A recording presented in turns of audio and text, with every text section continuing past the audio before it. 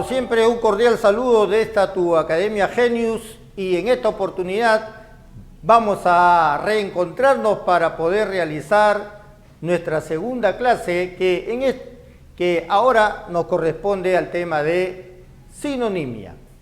Como ya tú sabes, sinonimia es un término que usamos en semántica para señalar el fenómeno por el cual dos o más palabras tienen el mismo significado. Y acerca de eso ya tú sabes, pues, que se ha debatido bastante y se sigue debatiendo acerca de que si realmente dos o más palabras tienen el mismo significado. Y la conclusión es que no es así, ya que siempre hay una pequeña diferencia, y esa pequeña diferencia es a la que los grandes literatos, las personas que se dedican al estudio de las palabras, pueden encontrar esas diferencias, ¿no? ¿Ok? Nosotros vamos a desarrollar hoy día una práctica acerca de sinónimos, empezando de un nivel básico y culminando en un nivel avanzado. Vamos a analizar unos primeros 4 ejercicios en los que vamos a encontrar la palabra sinónima en el primer ejercicio de conciso. Recuerda que una manera muy eficaz de recordar el significado de una palabra es usarla en un contexto, en una situación determinada, porque eso te va a permitir recordar mejor.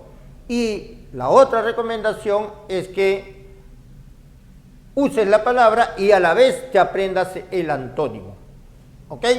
Si por ejemplo asisto a una conferencia y el expositor brinda una charla de 1 hora, uno dice, ¡oh, caramba! Tanto se demoró, qué extenso ha sido, ¿no? Debió haber sido más conciso. ¿Por qué uno dice que debió haber sido más conciso? Porque quiere que no haya hablado tanto. De allí que tú deduces que conciso se refiere a lo breve, a lo que no es extenso. Y por eso que al mirar las alternativas, ínfimo, moderado, breve, escaso y tenue, vamos a marcar de frente la palabra breve. Acostúmbrate a usar la palabra. Muchas veces el profesor en el colegio nos ha dicho, jóvenes, mañana van a tener un trabajo de exposición, sean concisos porque hay demasiados compañeros que también deben participar. Y entonces ser conciso quiere decir que no debemos extendernos en nuestra expresión. Ahora, para aclarar el significado de algunas palabras que a lo mejor desconoces, pero que ya debieras ir incluyéndola en tu vocabulario, ¿no? La palabra tenue es sinónimo de delicado, pero no delicado, por ejemplo, con la delicadeza que a veces nosotros aspiramos a que tengan algunas personas, ¿no? En el trato, por ejemplo. No, tenue en el sentido de que si, por ejemplo, trazo una línea de esta manera y no se percibe nítidamente, entonces digo que es tenue, pero si la desarrollo, la trazo de esta manera, se ve clara, se ve nítida la línea. Entonces, tenue es el antónimo de nítido, ¿te das cuenta? Y por eso acá vas a encontrarlo como sinónimo de suave, delicado. Ínfimo. ¿Qué indica ínfimo? Si digo, por ejemplo, a ver, el jornalero laboró durante horas y horas y obtuvo apenas 10 soles diarios. Obtuvo un ínfimo pago, o sea, escaso, mínimo. Eso quiere decir ínfimo. Ese es su sinónimo. Entonces, ahora pasamos al ejercicio número 2. Robusto. Tus padres, que a lo mejor son de mi edad, habrán leído una famosa historieta llamada Archie, o el señor, había otra, donde aparecía una mujer muy voluminosa que se llamaba Robustiana en esa en esa, no película, serie, sino en una revista. ¿Por qué se llamaba robustiana? Porque precisamente su cuerpo, por su cuerpo llevaba ese nombre. Te lo menciono para que recuerdes que robusto es sinónimo de fornido, es sinónimo de corpulento. Y aquí hay dos palabras que probablemente puedan generarte confusión. Una es adiposo, que quiere decir tener gran cantidad de grasa, ser gordo o obeso, y la otra es vigoroso. La palabra esbelto es el antónimo de estar gordo, ¿ok? Cuando se habla de que la persona está esbelta, quiere decir que se encuentra en perfecta condición física, no grasas y está musculoso, ¿ok? Entonces, tenemos dos palabras que podrían a lo mejor confundirte. Una de ellas tiene que ser la respuesta. ¿Cuál es la diferencia entre adiposo y vigoroso? Que esto se centra en señalar específicamente la cantidad de masa, simplemente. Pero cuando hablamos de vigoroso es porque tienes fuerza. Entonces, cuando hablamos de robusto, ¿a cuál vamos a decir que se asemeja? ¿A adiposo o a vigoroso? Se asemeja a vigoroso, ¿ok? Robusto, fornido. Por eso es que, los amantes del fútbol, que, les gusta la liga italiana, ven en la liga italiana a ese fornido atacante belga llamado Romelu Lukaku, ¿no es cierto? ¿Lo han visto? No, 1,90 m, un tipo corpulento, robusto, fornido, ¿no? No me gustaría estar marcándolo ahí porque pierdo, ¿sí o no? Muy bien, chicos. Ahora pasamos al ejercicio número 3. Estamos en la palabra destierro. Fíjate bien que destierro tiene como raíz, como lexema, la palabra terra, tierra. De esa raíz latina, terra, formamos la palabra terrícola, destierro, desterrar, desterrado, terraplén, etcétera, etcétera, etcétera. Recuerda que en el poema, el mío Cid, poema del mío Cid, así lo estudiamos en literatura, ¿no es cierto? Hay una parte de esa obra que se titula El destierro del Cid, que es la primera parte de la obra. ¿Por qué se titula El destierro del Cid? Porque recuerda que en esa obra, el Cid, que había sido un leal vasallo del rey, es acusado de no haber entregado unos impuestos que había recogido. Y ante ese hecho, el rey se siente traicionado y decide, ya, me vas del reino. Era un castigo muy severo en aquel entonces, porque vivir al lado del rey significaba gozar de su protección, y vivir fuera de su reino era enfrentarse pues a las huestes, a las tropas árabes que en ese entonces todavía ocupaban España, porque recuerda que ocuparon España desde el año 711 hasta el año 1492, cuando el reino de Castilla impulsa la independencia, la liberación de España. Entonces, el destierro, que conocemos como sinónimo de ostracismo, de exilio, el destierro quiere decir que te quedas sin tierra, pues. ¿Pero por qué te quedas sin tierra? ¿Porque estás huyendo o porque te han botado, expulsado? Porque te han expulsado, ¿te das cuenta? El pobre Cid entonces es desterrado, es expulsado y tiene que partir acompañado de unos cuantos amigos, ¿no? ¿Te acuerdas de esa historia? Es hermosa, ¿sí o no? Algunos amigos leales lo siguen y en el camino se le van juntando otras personas que quieren ir con él porque lo ven como un guerrero así valiente, capaz de triunfar ante sus enemigos. Y eso es lo que ocurre, ¿sí o no? Logra conquistar territorio, logra conquistar bienes, y por eso es que sus hijas se vuelven mujeres codiciadas. Pero esa es otra historia que ojalá tú puedas leer. Vamos ahora a concentrarnos en el ejercicio número 4, la palabra ornamentar. Mira, la palabra ornamentar también es sinónimo de ornar. Un verbo cuyo sustantivo nos da la palabra ornato. Por eso es que en la municipalidad y dice, no, el ornato, cuidemos el ornato de la ciudad, que no tiene que ver estrictamente con la limpieza, sino con que se vea linda la ciudad, nuestras calles.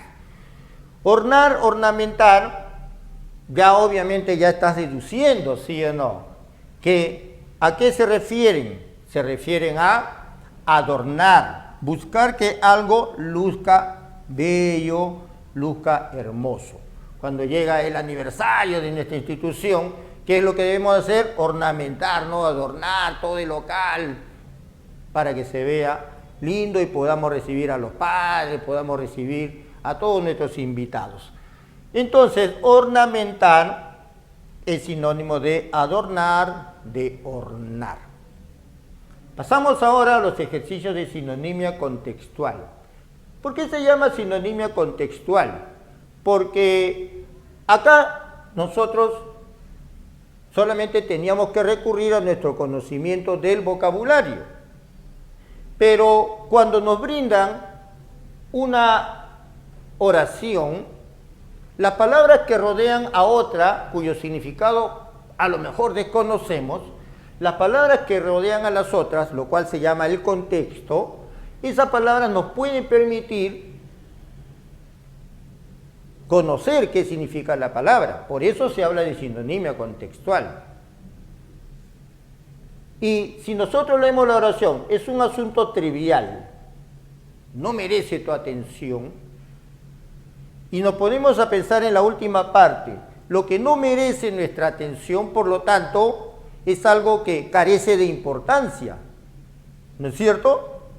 Puede ser un asunto X, puede ser una persona que tampoco merezca nuestra atención. Acá está hablando de un asunto.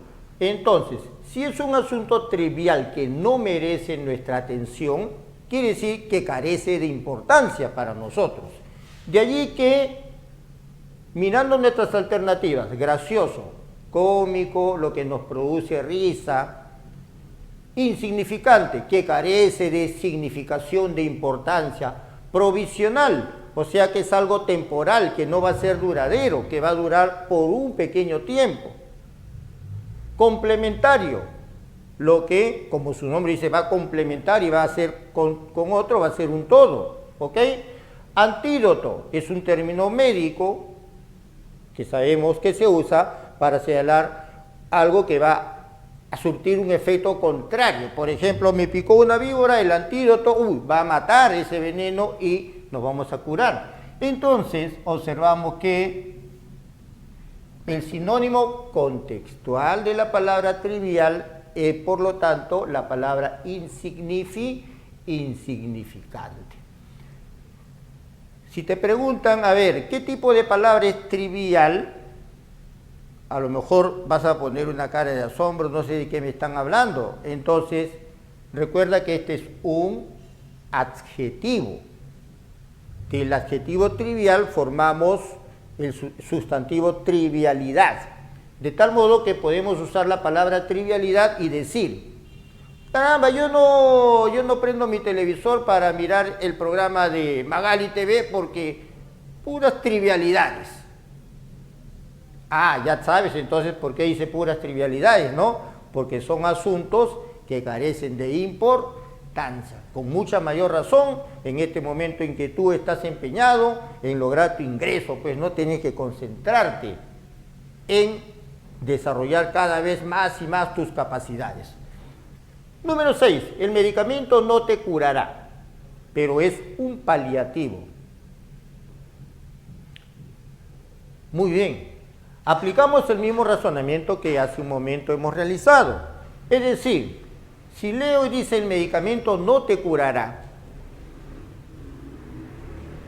todos esperamos que un medicamento nos cure, ¿sí o no? Nos sane, nos restablezca. Pero ya me anticipan que no me va a curar, pero sí es un paliativo.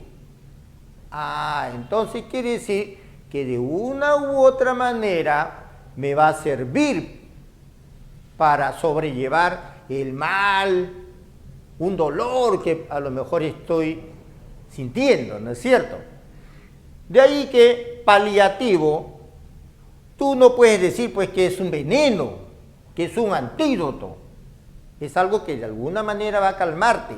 De ahí que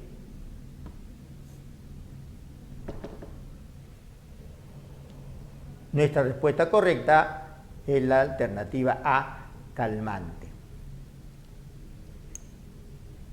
Cuando era niño, joven, me enseñaron un famoso poema de José Santos Chocano, que se titulaba El Indio. Indio que asomas a la puerta de esa tu rústica mansión, para mi sed no tienes agua, para mi frío cobertor.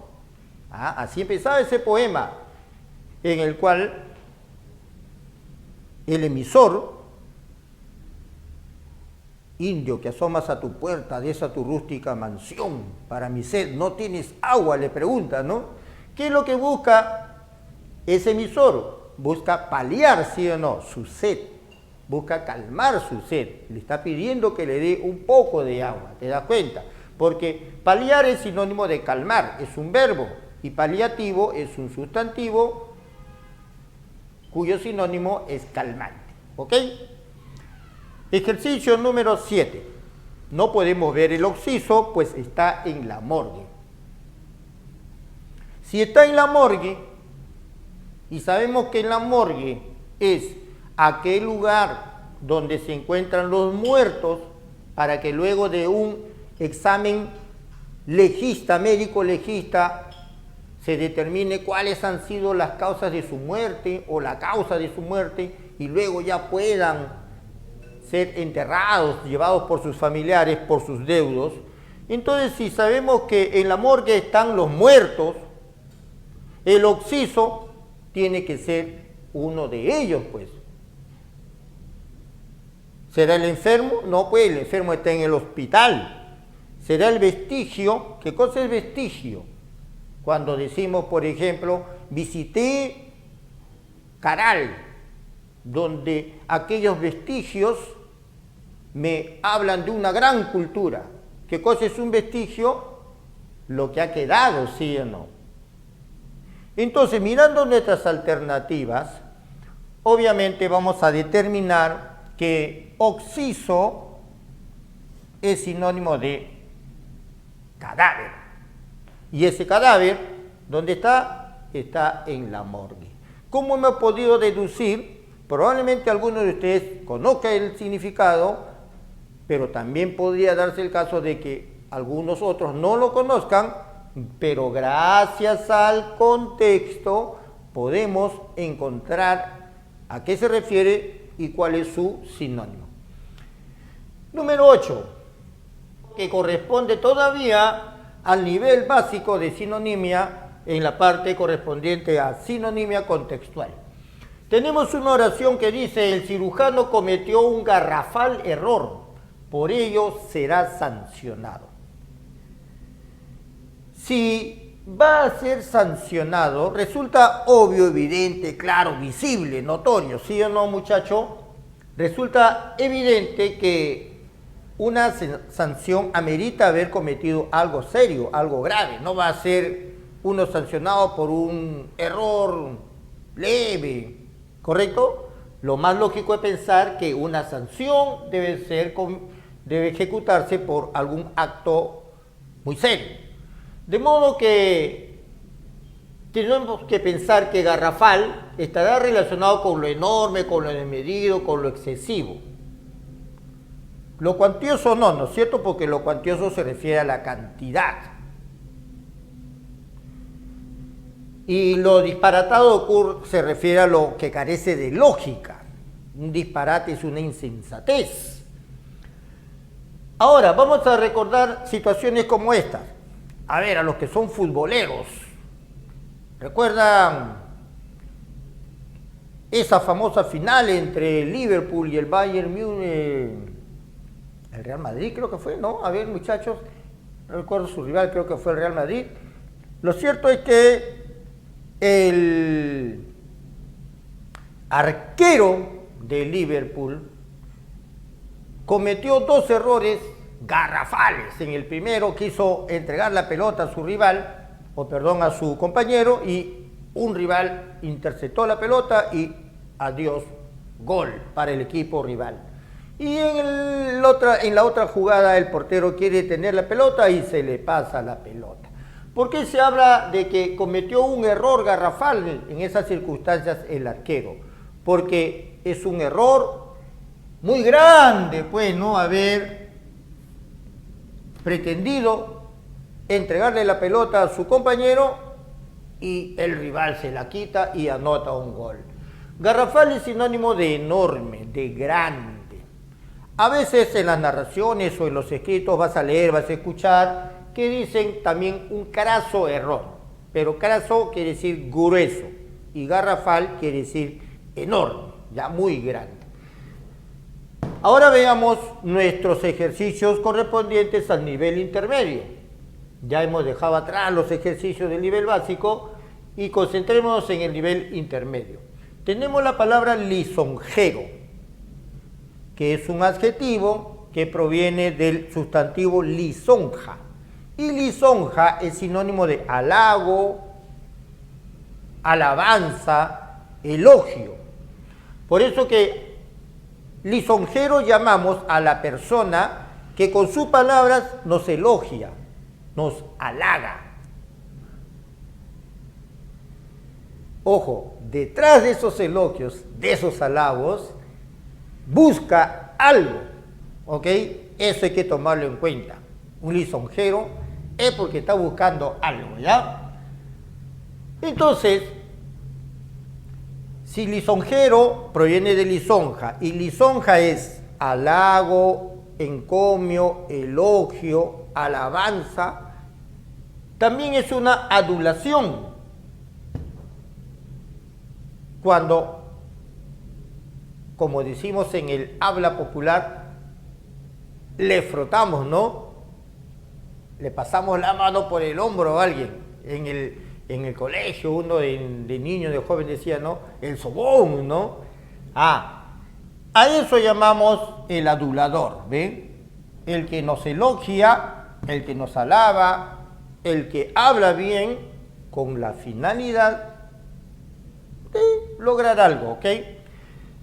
Benefactor, a ver, para aclarar algunas palabritas acá. La palabra cortés, recuerda que es sinónimo de atento, amable. Lo cortés no quita lo valiente, dice una frase popular, ¿no? Bastante popular. O sea, ser amable no quiere decir que uno sea timorato, cobarde, ¿no? Lo cortés no quita lo valiente. Benefactor.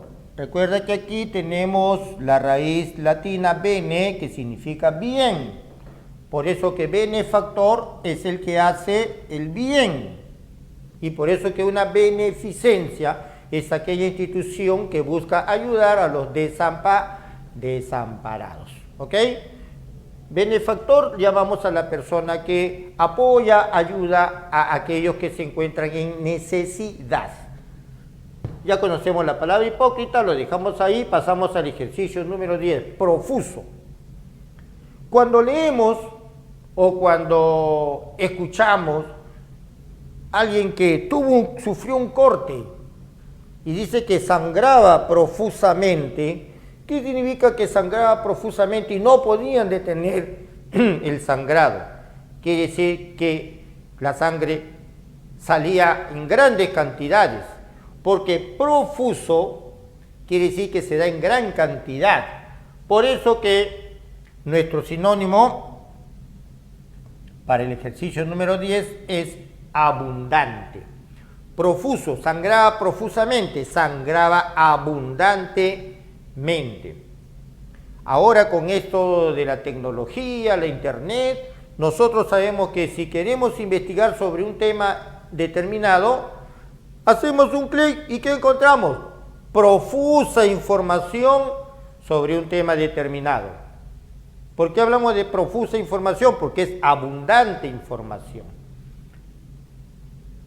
Eso lo sabes tú mejor que yo, porque me imagino que tú vives más adentrado en estos asuntos de la investigación tecnológica. Pero si lo buscas en inglés, olvídate, muchacho. Olvídate, joven. La información va a ser enormemente superior, ¿ya? Por eso te dicen estudia inglés. Ahí encuentras mucho más información todavía. Ejercicio número 11, reyerta.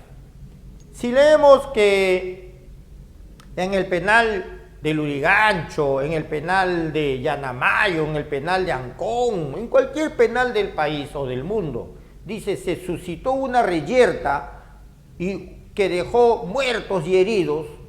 ¿Qué cosa es una reyerta? De acuerdo a ese contexto verbal. No vamos a pensar, pues, no, que es un encuentro de amigos donde ha habido muertos y heridos. No es un nochecito, ¿no? Una reyerta. Entonces tengo que pensar que es un enfrentamiento, es una pelea. Y por eso que ha habido muertos y heridos. Efectivamente, eso es una reyerta, una pelea. Pero acá no encuentro pelea, pero sí encuentro, ¿qué cosa? Encontramos riña. Porque ese es sinónimo de reyerta, riña, pelea. Altercado también, pero el altercado no llega hasta esos extremos, ¿ok? ¿Qué cosa es la palabra? ¿Qué significa la palabra repulsión? Es el rechazo que nos produce algo, ¿no?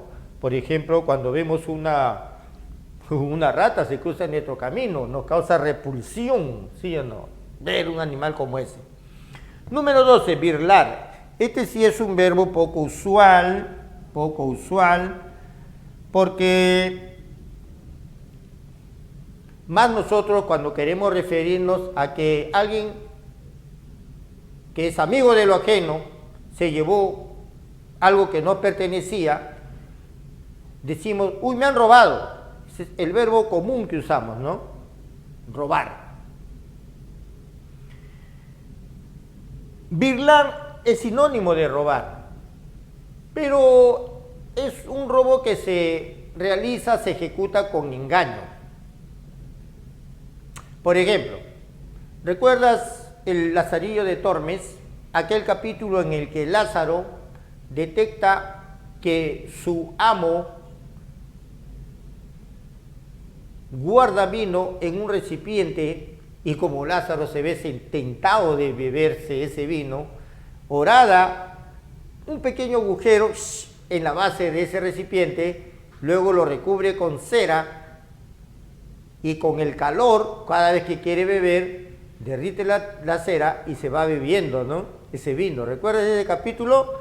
¿Qué es lo que está haciendo ahí Lázaro? Le está robando, pues, el vino a su amo, pero no lo está haciendo mediante la violencia, lo está haciendo mediante el engaño. Por eso que acá el sinónimo de birlar es hurtar, robar. ¿Ok?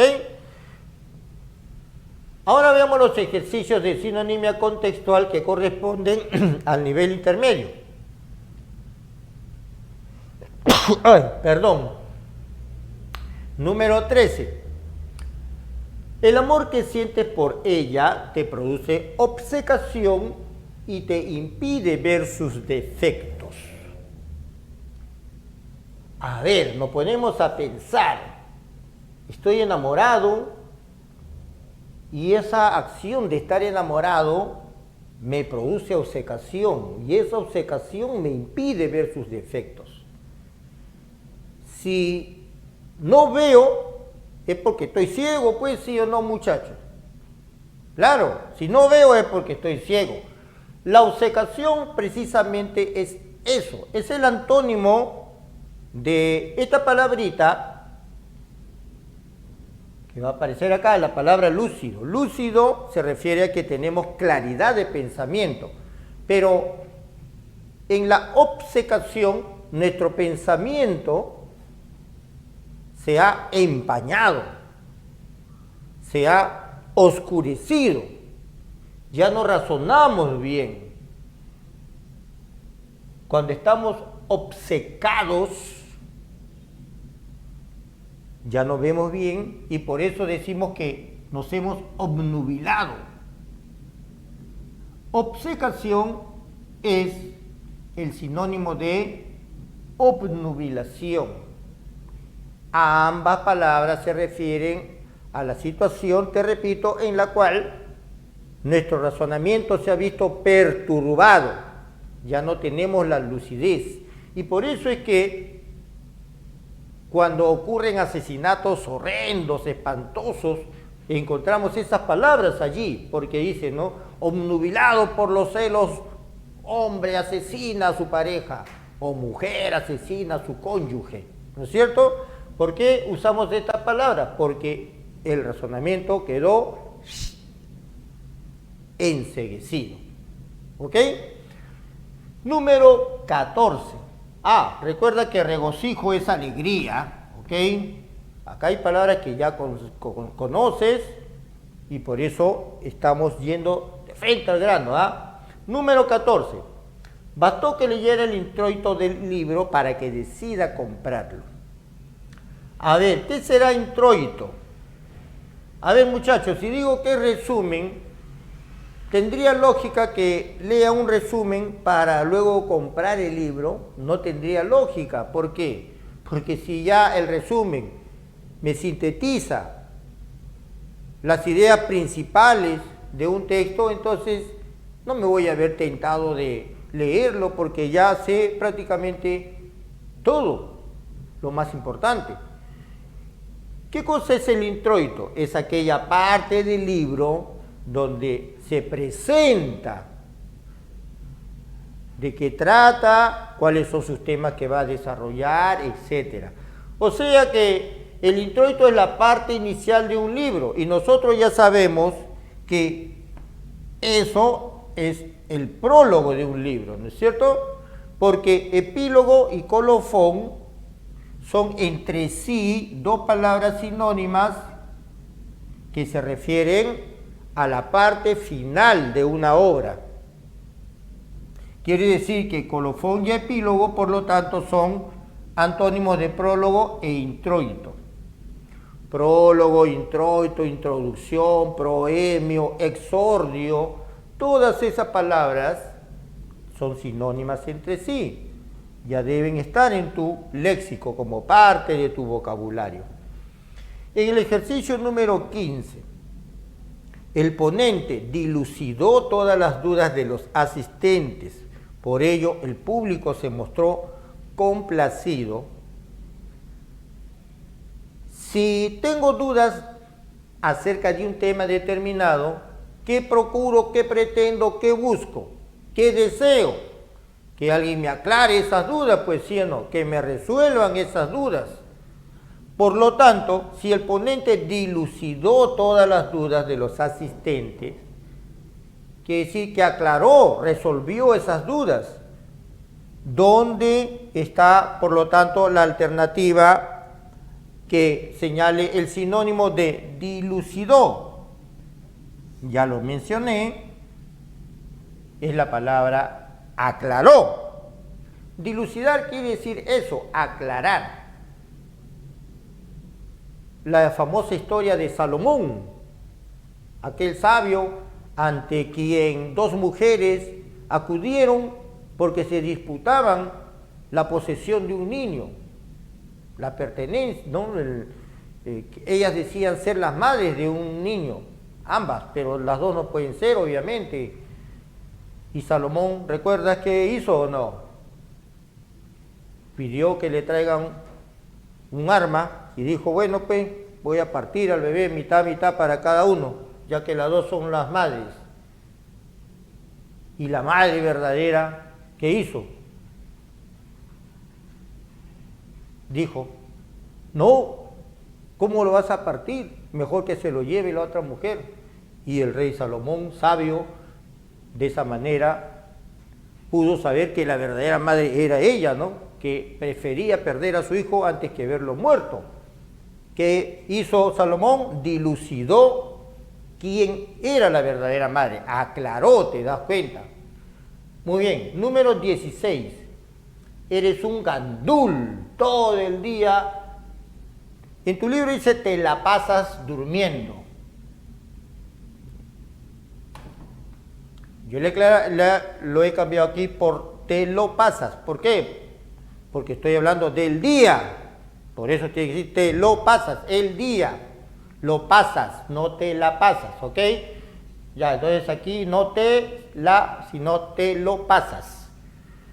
Y si te lo pasas durmiendo todo el día, quiere decir, pues muchacho, que no eres una persona activa. ¿No es cierto? Estás ahí, echado sin hacer nada, y a eso le llamamos, ¿qué cosa? Un perezoso. En el habla popular, más usualmente decimos, eres un vago, ¿no es cierto? Pero gandul, ya tienes que identificar el sinónimo, por lo tanto, de holgazán. Te lo pasas durmiendo, ¿ve? No haces nada. Achacoso es la palabra que usamos para señalar a las personas que sufren de achaques. Es decir, la molestia, los malestares que por la edad ya los seres humanos empezamos a padecer, a sufrir. Los achaques, que me duele la rodilla, que me duele la cadera, el hombro, etcétera, ¿no es cierto? Eso es ya por la edad. Entonces una persona achacosa es la que está sufriendo achaques, malestares, molestias, ya no está vigoroso, lozano como ustedes que son jóvenes. Número 17. Aquel ladino sujeto logró engañar a todos los miembros de esa familia. Oye, si lograste engañar, eres un experto entonces, ¿no? En timar, en engañar a la gente. Timar es sinónimo de engañar. Por eso llamamos ladino a esos sujetos, ¿ok? Que tienen esa capacidad de poder engañarte. Entre las alternativas tenemos algunas palabras, aquí sí te voy a aclarar. Lúcido ya te aclaré hace un momento. Donoso, es así, probablemente te sea un poco desconocida. Donoso viene de la palabra donaire, y donaire es gracia. Por ejemplo, cuando nosotros apreciamos el baile de la marinera y vemos cómo la pareja se desenvuelve, ¿no es cierto?, con una gracia, decimos un baile con bastante donaire, con gracia, porque nos gusta. También podríamos decir un baile donoso. Entonces, a eso se refiere la palabra donoso, ¿ok? No es a pesar de donar, eso no. Muy bien, acá es el sinónimo de la palabra ladino, es la palabra sagaz. Ambas se refieren a lo que te he explicado, es decir, adjetivos que usamos para señalar a las personas que usan su habilidad, su astucia para poder obtener algo mediante el engaño. Al personaje Ulises, que en griego se llamaba Odiseo, ¿por qué se le conoce como un hombre sagaz en la obra? ¿Por qué? Porque poseía en ese caso sí era una virtud, ¿no? Porque mira, usaba su sagacidad para poder salvaguardar a sus compañeros. ¿Recuerdas que estuvo en la cueva de Polifemo, ese famoso gigante, ¿no? Cíclope, un solo ojo en la frente, y para evitar que se lo devore a todos sus compañeros, le hizo beber el vino, ¿recuerdas? Y una vez que estuvo embriagado, borracho, decimos, le clavó un tronco, ¿no es cierto? Un tronco de árbol, con ayuda de sus amigos, Ulises y sus amigos le clavaron el tronco, quedó ciego. Y en medio de su dolor y de su ceguera gritaba ayuda a sus otros amigos cíclopes. Y cuando sus otros amigos cíclopes se acercaron, ¿por qué gritas? ¿Quién te ha hecho daño? Y él decía, nadie. ¿Cómo? ¿Quién te ha hecho daño? Nadie. Y los demás se fueron, ¿no? Oye, si nadie te ha hecho nada, ¿por qué nos estás llamando? Y resulta que en la obra Odiseo se había presentado con ese nombre, ¿no? Cuando conoce al Cíclope le dijo, yo me llamo Nadie. Ah, mira, era un tipo sagaz, ladino. ¿Ok? A eso se refieren estas palabras. En el ejercicio número 18, leemos, a cualquier lector principiante, la lectura filosófica le resulta babélica. Por ello, termina abandonándola por completo. A ver, si soy un principiante, obviamente desconozco el campo en el cual me voy a desenvolver o me estoy desenvolviendo. Soy un novato, un bisoño, un pipiolo, ¿no es cierto? Esos son sinónimos de principiante, novato, inexperto, pipiolo, que ahora está de moda, ¿no? Ves el WhatsApp de JB, ¿no? Y dice, hola pipiolo, dice, ¿no es cierto? Si soy un principiante, entonces desconozco. ¿Y por qué terminaré abandonando algo por completo? En el habla popular dice tirar la toalla, ¿no es cierto? ¿Ah? ¿Por qué terminaré abandonando algo por completo? Porque me resulta difícil, pues. Porque me resulta fácil. No, no es cierto. Como me resulta difícil, entonces es por eso que tengo que abandonarla. Por eso que babélico es sinónimo de difícil, de complicado. Acá está en femenino babélica y por eso acá dice complicada. Babel es sinónimo de confusión, de caos. Y te remite a la historia de la Torre de Babel en la Biblia. ¿La recuerdas? ¿No la recuerdas? Estúdiala. Lee esa partecita. ¿Ok? Entonces, vamos a pasar a los ejercicios del nivel avanzado. ¿Ok? Ahí están los más. Aquí se prueba más rigurosamente tu conocimiento léxico y nos alistamos entonces para adentrarnos en estos nuevos ejercicios del nivel avanzado. Estamos ya en el número 19 y tenemos la palabra para bien. Esta palabrita generalmente la usamos en plural y por eso es que vas a escuchar que dice recibe mis parabienes. ¿Cuándo usamos esa expresión recibe mis parabienes? Si por ejemplo soy padre, ya sea por primera, por segunda, por tercera vez, lo cual siempre es una alegría, ¿no es cierto? Y a la edad que tengo yo, por ejemplo, ya ser abuelo, una alegría mayor todavía, imagínate. Vamos a escuchar eso, recibe mis parabienes y nos dan un abrazo y nos palmotean la espalda, ¿no es cierto? ¿Por qué no dicen recibe mis parabienes? Porque para bien es sinónimo de felicitación. Recibe mis parabienes, recibe mis felicitaciones. ¿Ve? Entonces, en el ejercicio número 19, tenemos que marcar la alternativa B. Vitalidad se refiere a la energía, al vigor que tenemos las personas. ¿Ve? Todavía estoy vital, creo, ¿no? Lleno de vitalidad. El bienestar, conocemos la palabra afectación. La palabra afectación en un contexto se refiere a la vanidad, a la soberbia. Un tipo afectado es un tipo soberbio, vanidoso, petulante, es decir, el antónimo del modesto, del humilde, del sencillo, ¿ve? Entonces nunca, ojalá te dejes ganar por la afectación. Es sinónimo de vanidad y no se ve bien ya en personas como ustedes, güey. Número 20, nadería. Pero ese equivocado es con A, nadaría, del verbo nadar. No. Nadería proviene de la palabra nada.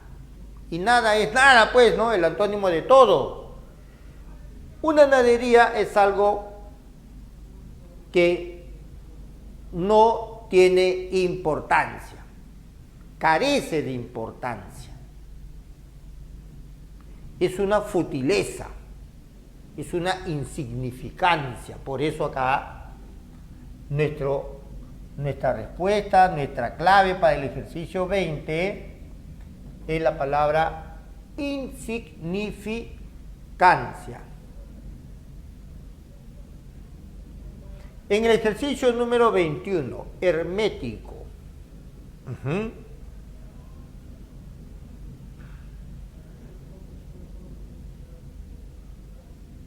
Todos hemos alguna vez tenido un recipiente que dice, uy, está herméticamente sellado.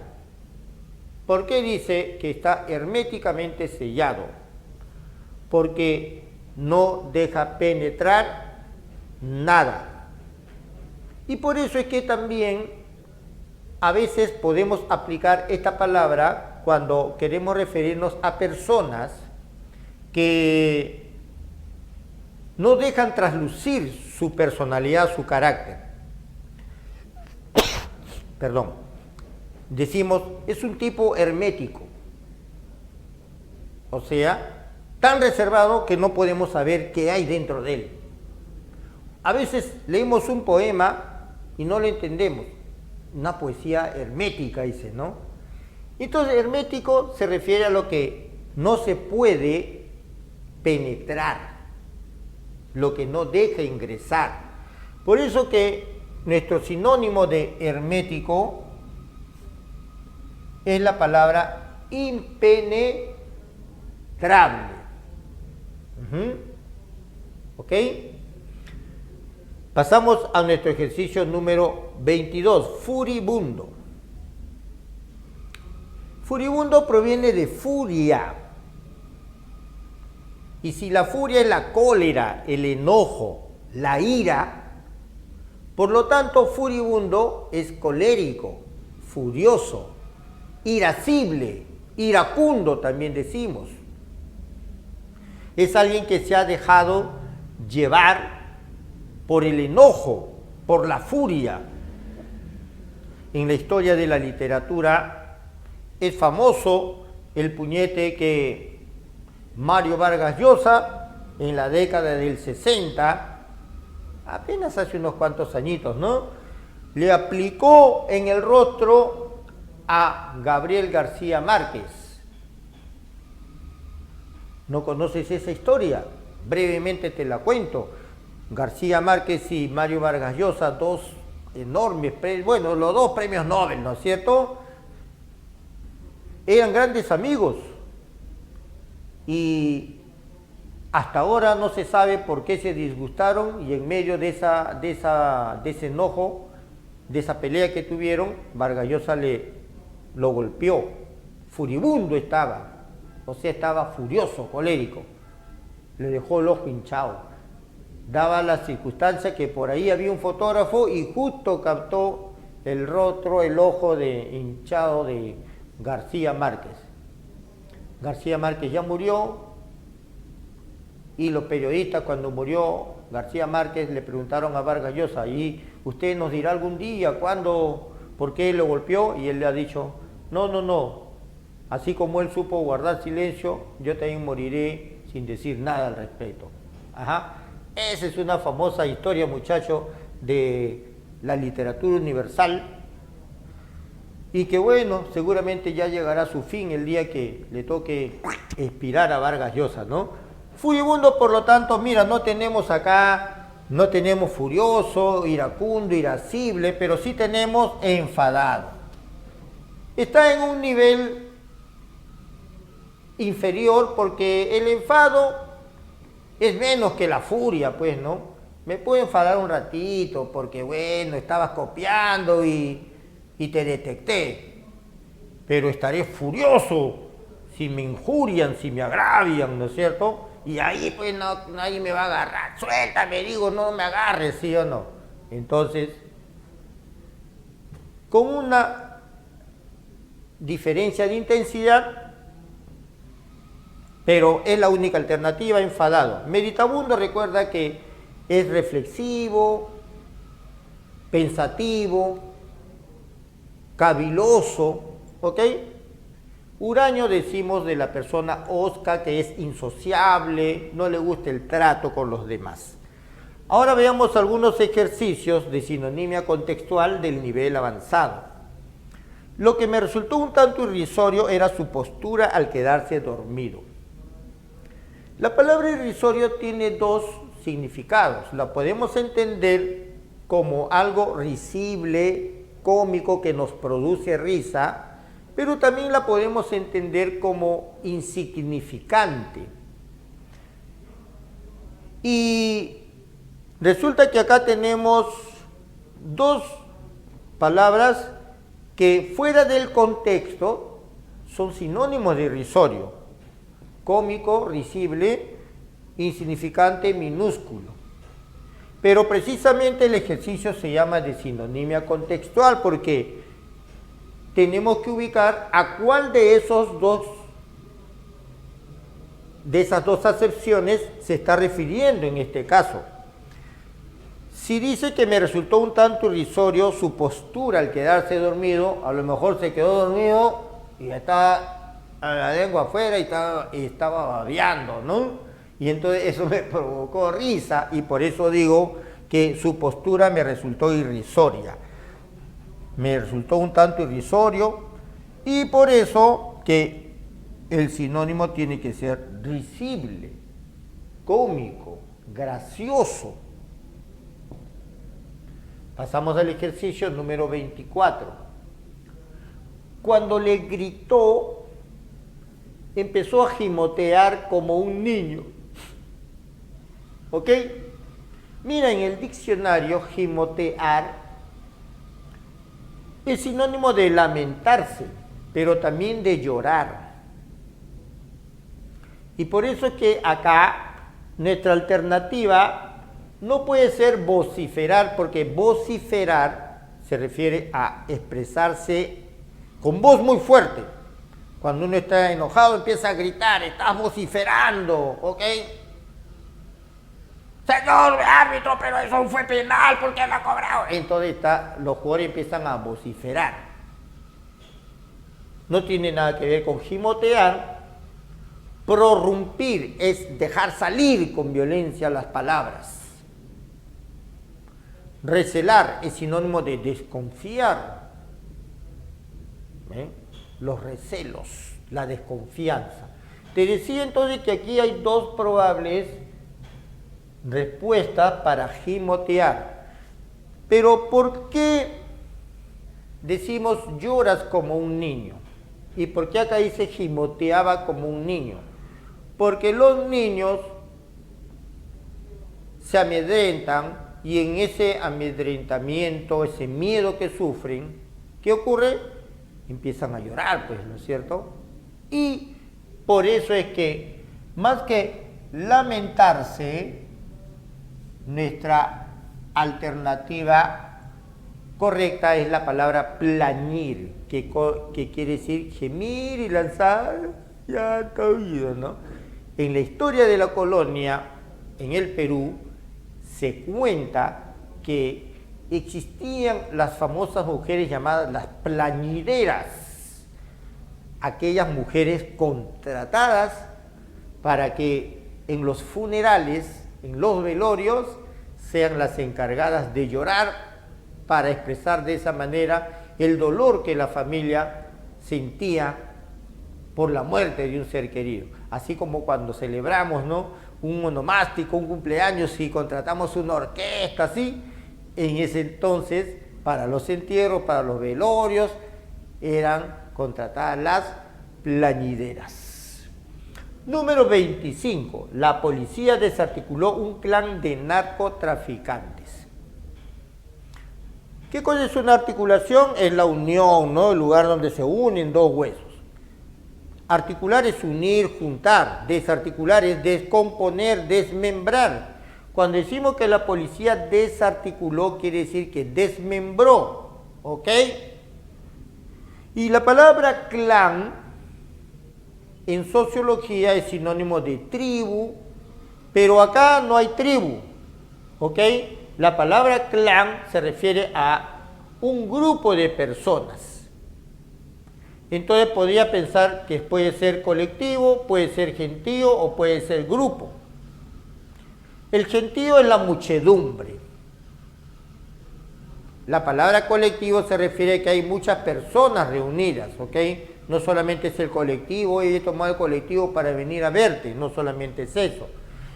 Pero en este caso concreto, la policía desarticuló un clan, está refiriéndose que desarticuló un grupo de narcotraficantes.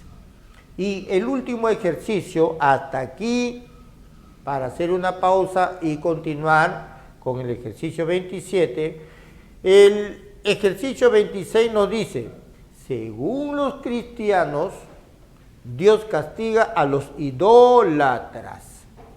Ya conoces por raíces, por etimología, que latría es adoración,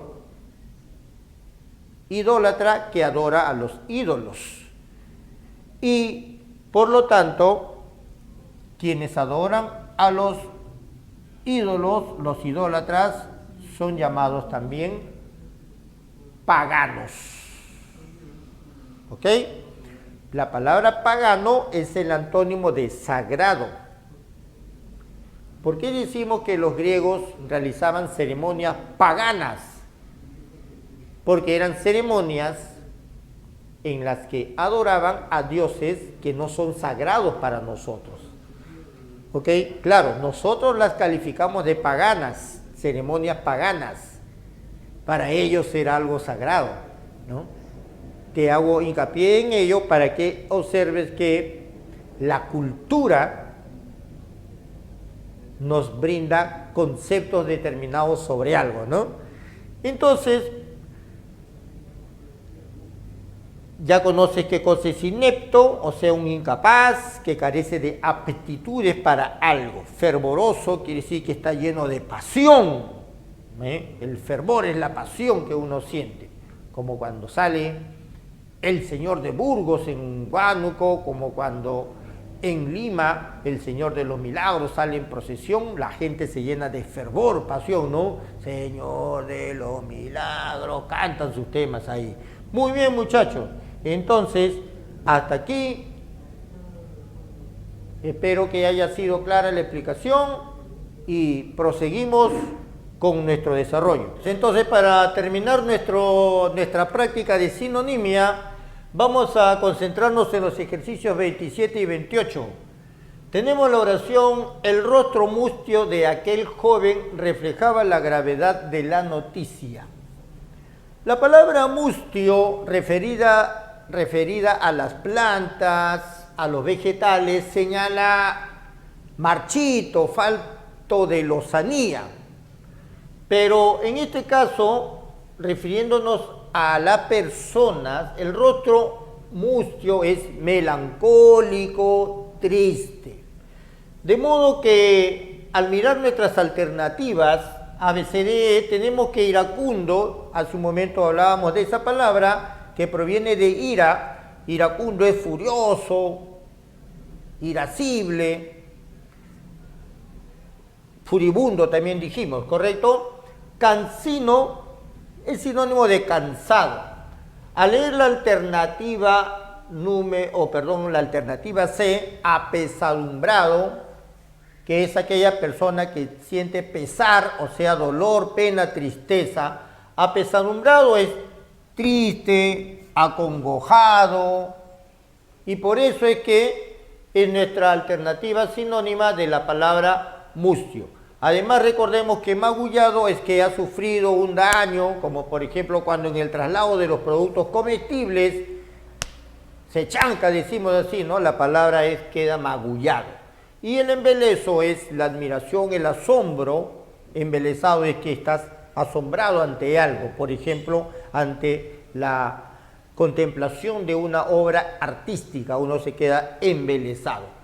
Para el ejercicio número 28, ya que, puesto que, dado que, tenemos el conector de causa, puesto que, Nuestra oración dice, puesto que la casa fue comprada por el matrimonio, es decir, por la pareja, usted no puede venderla sin autorización de su consorte.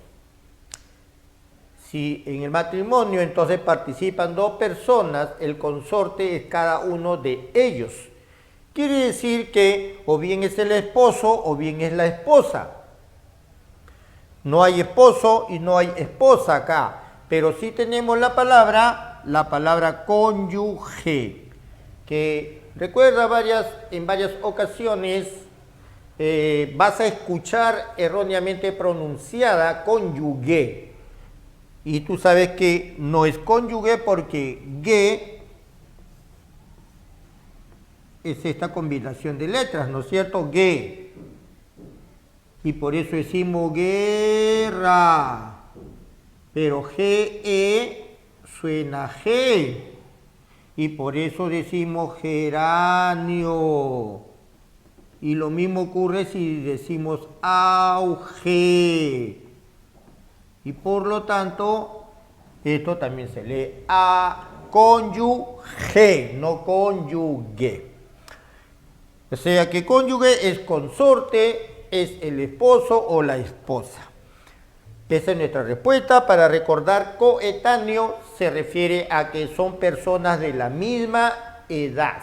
A veces decimos también contemporáneo, pero contemporáneo se refiere a que somos de la misma época, aunque puede ser que tengamos edades diferenciadas. ¿Ve? Por ejemplo, tú puedes tener ahorita 15, 16 años y tu hermano puede tener 10 años más y están viviendo los mismos acontecimientos, entonces son contemporáneos de una misma época, ¿ok? ¿Te acuerdas que cuando teníamos yo 15 y tú 20 o tú 25 ocurrió tal o cual hecho? Sí, ¿verdad? ¿No es cierto? Entonces hemos compartido los mismos acontecimientos y somos contemporáneos a pesar de que nuestras edades divergen, son diferentes, no somos coetáneos, es decir, no tenemos la misma edad. Adepto, recuerda que es seguidor, partidario, simpatizante, y deudo es familiar. Entonces, el ejercicio número 28, tenemos la respuesta A, y con eso terminamos nuestra práctica de sinonimia. Nos vemos para la práctica de antonimia.